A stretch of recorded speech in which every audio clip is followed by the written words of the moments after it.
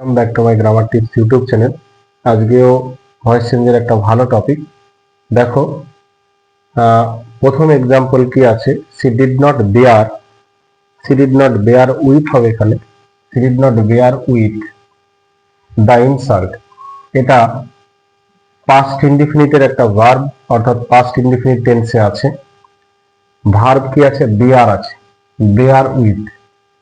ভিডিওর মূল বিষয় হচ্ছে বাক্যের সঙ্গে যদি একটা ফ্রেজাল ভার্ব থাকে এবং সেই ভার্ব প্লাস ফ্রেজাল ভার্ব যদি একটি সিঙ্গেল ভার্ব হিসাবে কাজ করে, সেটাকে আমরা কি বলি?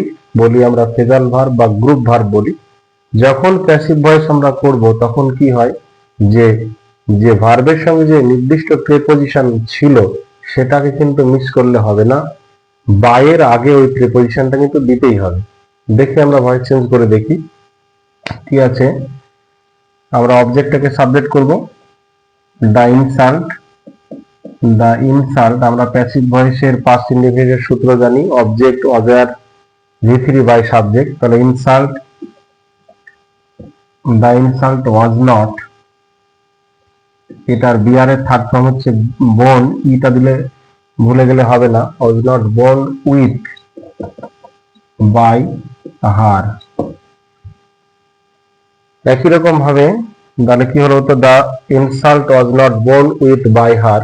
একই রকম ভাবে কি হবে, the child is looking at the flower. Present continuous আছে। প্রেজেন্ট কন্টিনিউয়াস এর প্যাসিভ আমরা জানি যে object am is are being V3 by subject. তাহলে করব আমরা দ্য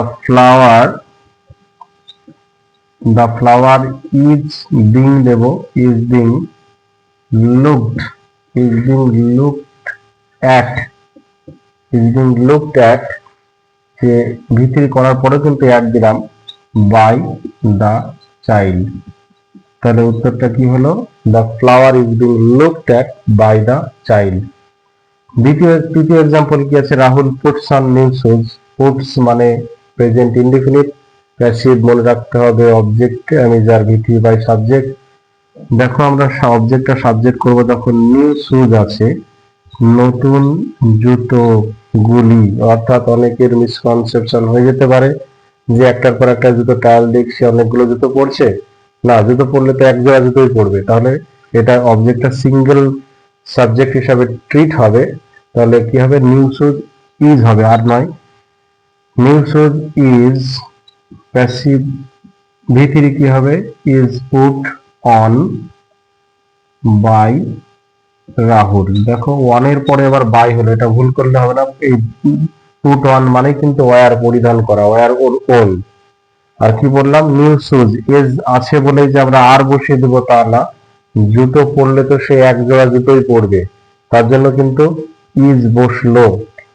4 নম্বর এক্সাম্পল কি আছে, এটাও ভার্বের দিকে তাকিয়ে দেখতে পাচ্ছি যে প্রেজেন্ট ইনডিফিনিট আছে। তাহলে আমরা অবজেক্ট থেকে সাবজেক্ট করব, মি আছে, আই করলাম, আই অ্যাম। অ্যাম কেন নিয়ে আসলাম, প্রেজেন্ট ইনডিফিনিটের প্যাসিভ আমরা জানি, অ্যাম, তারপরে V3 Dev, I am loved, V3 করা হয়ে গিয়েছে। এর সঙ্গে যে অ্যাট আছে, at by her, I am loved at by হার।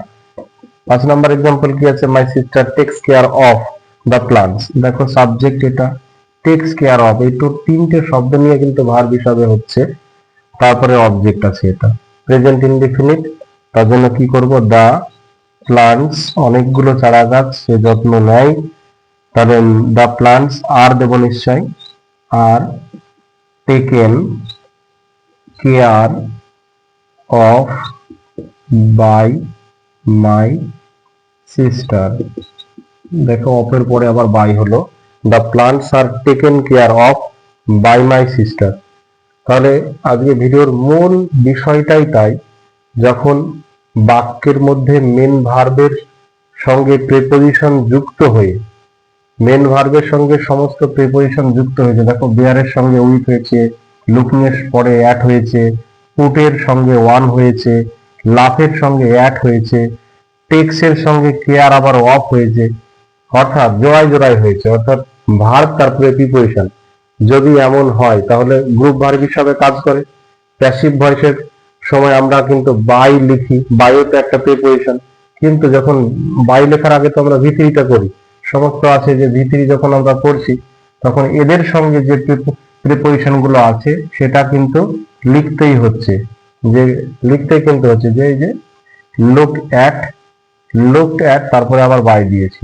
দেখো এখানে সবই তাই, উইথ বর্ন উইথ তারপরে আবার বাই দিয়েছি। এখানে পুট ওয়ান আছে, তারপরে পুটের সঙ্গে ওয়ান হয়েছে ভিত্তি করার পরে তারপর আবার বাই দিয়েছি।